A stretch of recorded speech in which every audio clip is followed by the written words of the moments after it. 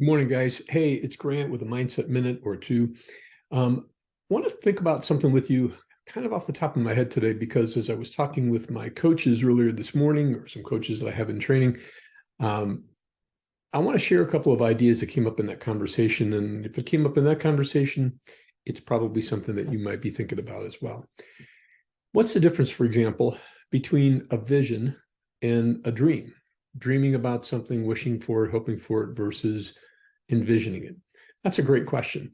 And one of the things that we talked about is the difference between, using the example of prayer, the difference between just kind of flinging a prayer out there, oh, gee, dear God, and what the Bible, the Christian Bible, talks about as the fervent prayer of a righteous man availeth much. Right? And so what's the difference? What's that mean? So that is describing, from my perspective and in my experience, somebody who's praying with a lot of intention and a lot of focus and a lot of energy behind it. Sometimes we might call that faith or belief. Sometimes we might have the decision or the idea that that is absolutely going to work.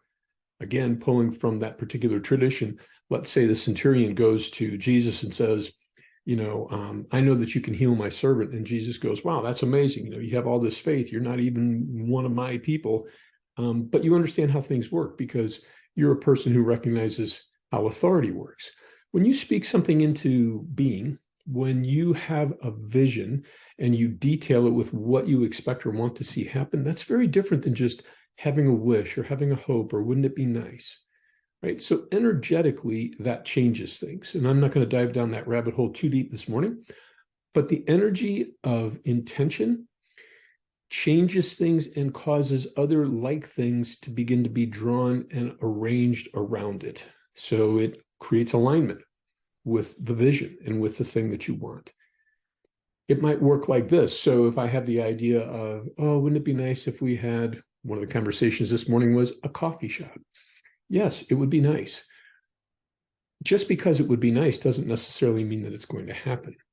If I have a vision for that and I detail that and I can see what it looks like and I can see or feel how it will be when I'm there and when I'm doing that and when I'm serving people the way that I want to, that's a whole different deal. And that kind of vision at that level of detail begins to pull things to it that will make it happen. Resources, circumstances, opportunities, not the least of which is the importance of seeing them suddenly, things that were already probably all around you, but seeing them and recognizing that they're already there and either waiting for you or coming to you.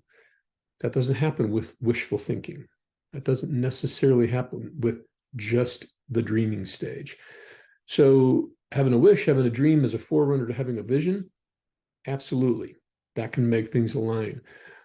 But it's having that clear vision and getting clearer and clearer on it and putting the energy behind it so that you see it happening. That's really what turns those dreams into realities. So I hope that's a little bit useful. Again, if it's bubbling up in one place, it's probably bubbling up in another. And if you haven't considered it yet, maybe you'll consider it now.